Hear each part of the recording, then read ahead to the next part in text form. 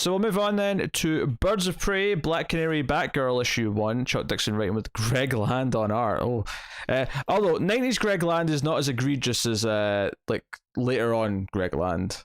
He was still trying, is what you're saying. It looks like a 90s comic book artist as opposed to Greg Land. Yeah, I mean, there's definitely the odd panel here or there, but it's not like now where you can't go 2 panels without going. Yeah. I mean, there's actually a couple of panels in here that I quite like, dare I say. But yeah, that's fair. So there's a weird, this is kind of a weird story where you're like, okay, what's going on here? Something's fishy is happening. Because it's Batgirl and Black Canary, as in Barbara as Batgirl, teaming up against various characters. They're hunting down the Mad Hatter. So again, this is about a 40-page issue. And they're hunting down Mad Hatter, they get to him, do a bit of spying, they get to Arkham, and that's kind of the first half of the book, basically. But there's a lot of character stuff sort of sprinkled in there where Dinah keeps trying to ask her questions, and Babs is kind of dodging and doesn't want to talk about anything. And it's kind of her fishing for information, which is kind of ultimately the point, because later on we find out that this is, of course, in her head, this isn't real, and it's actually someone with superpowers trying to get her to reveal where the Batman is, where the Batcave is specifically. Yeah. But there's a couple. I mean, it is notable. The panel that I remember liking a lot are the ones where they're sneaking in the building before they track, before they go to Arkham, and it's just a dark panel with Barbara holding a torch. And they're just I really like the way it lights up the yellow on her gauntlets. Yeah, no, I like that. Maybe that's more of a colouring thing than it is a Greg Land thing, admittedly, but it could well be. I don't know who did the colours on this. Yeah.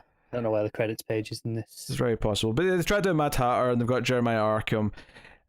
Obviously, Babs kind of freaks out when the Joker's mentioned. She has this weird flashback. It's this haphazard page with all these things happening, referencing the Killing Joke. Page. That's all right, yeah. It's fine. I think it feels suitably messy in a good way, right? Mm. Like, because it is this fragmented memory coming through.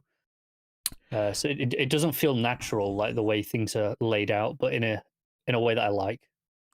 Of course, they get to Arkham, and Mad Hatter's got all the other villains to help him. We don't see the Joker yet, and Dinah just kind of disappears here, interestingly, which makes sense given the context of there's someone else pretending to be her in her head. But eventually Joker comes out, and they've got her strapped to a chair, and this is, she gets proper flashbacks here.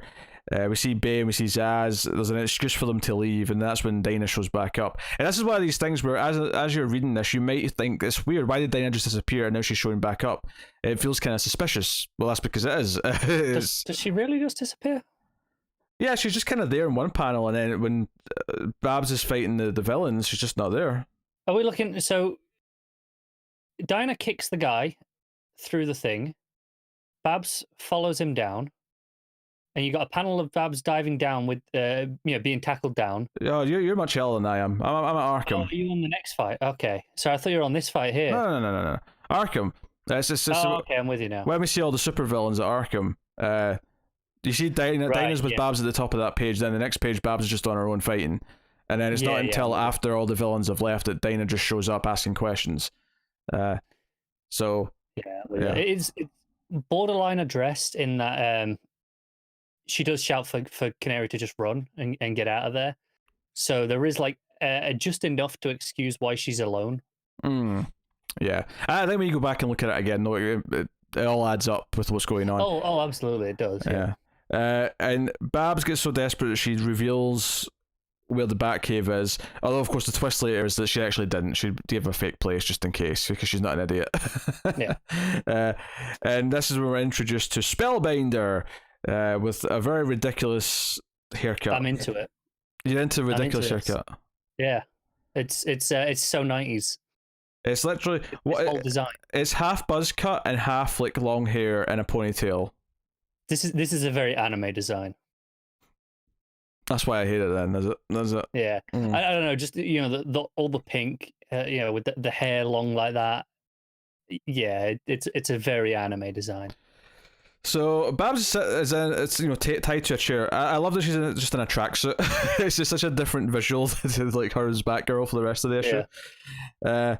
And she's left on her own as they go off to get to the Batcave, but of course they find nothing there. So Babs is left on her own. She's trying to like rock herself out of the chair. She's trying to get to help, maybe call someone, but villain comes back and she has to try and take her on, despite the fact that she's on her own. And she uses a fire extinguisher. She tries to use some sneaky tactics. She whacks her over the head a bunch of times, and she does actually eventually whack her in the head. And then a couple of cops show up, and they're like, like, why do we always get the weird ones? Because they find basically the villain just sort of tied up with, or because her powers come from her eyes, so Babs is kind of bandaged all over her head to make sure that she can't use her powers when the cops get there. Yeah, which is smart. Yeah, makes sense. And she calls Dinah, who's on a mission somewhere, and Babs is like, yeah, when you get back we should talk, I've got stuff to do, but she picks up that, because that little Batgirl doll that she's had has been there through most of these one shots and miniseries. It's been kind of just so it's a nice little touch that she picks that up, and it's kind of this little thing, but the real big deal of this issue though is the tease that she was working for someone, the villain was working for someone, and at the end we see who it is. The final page reveals, and this very much feels like, okay, they were setting up an ongoing here, because they're teasing kind of the first big bad, and it's Blockbuster from Nightwing. Desmond himself, he's got his big head, and he turns around and he's like, I want Oracle to be eliminated. He's pissed at Oracle, and that's where we end. And to be honest, as a trade, which is what I read this batch of issues as, that'll eventually change when the trades run out and I just have to switch to singles, but it actually works as a really good ending to the first trade, even though this has been kind of a weird collection of like one shots and minis, and it's not been like completely serialized, even though there has been those threads. It does work as a good cliffhanger in that sense. It does, yeah. For the record, DC Universe is suggesting that I go read Birds of Prey Ravens next, or Birds of Prey The Ravens as a one-shot. Maybe Volume 2 start. I'll download Volume 2 as we're talking here, and I'll see if that's what it starts with. Yeah, I mean, who knows? I'm sure it's still Chuck Dixon, so it's somewhere in this run eventually, and it was in '98, so and given that this one that we've just read was '97, it can't be that far off. I'm looking. What do you think of the issue, though? What are your thoughts? I thought it was all right. I thought that it goes far too long, teasing that something's going on before it actually gets to anything. Wait, so you're telling me that once again it's just about 15 pages too long? I am. There's a thing with these issues where, and for different reasons though. Like this time, I think that they start teasing that this isn't real, and it becomes so clear that it's not real very quickly. Because obviously it's Batgirl for a start. But even aside from that, there's actual other things that it's actively teasing within the first like 5 or 6 pages. And I feel like it goes a good 20-25 pages before it actually gets to any meat with that stuff. And it's just too long for that. It's a weird one, because I feel like if you wanted to actually not have it be obvious and just subtly tease it, then you wouldn't put her as Batgirl, because that tells us right away something's off, because okay, right, she's walking around as Batgirl, something strange is going on from the start. If she's still been Oracle and it was like she was being tortured as Oracle to eventually give up information, it might have been more of a hard sell, but clearly the decision was made here to not do that. The decision was made to we want to, and I guess it's because they wanted to have her be Batgirl with Black Canary working as a team, like actually on boots on the ground, which is something they can't do. So I guess that was the appeal of the whole issue anyway. And what's frustrating me is like, okay, so that big Joker page is 14 pages in out of almost 40. Yet there's another good, 15 pages after that before we actually get to there's another 15 pages before we actually get to, okay, yeah, this is what's happening. It feels like such a long time between these teases and actually getting any sort of payoff. Yeah, I think it's mostly a middle problem, because I think once it's revealed what's going on, that to the end is pretty good. I think this opening chunk is pretty good, partly because it does it with very little dialogue. There's a lot of just sort of nice silent panels of them sneaking around and doing stuff, and I really enjoyed that. It's the middle where they're kind of figuring out what Mad Hatter's doing and deciding to go to Arkham that's just a little bit, feels a bit long in the tooth, I guess. Yeah, I think that's where my problem lies ultimately. And it's not that it's that bad, but I do feel like a bit of it is an excuse to, hey, draw all these villains, right?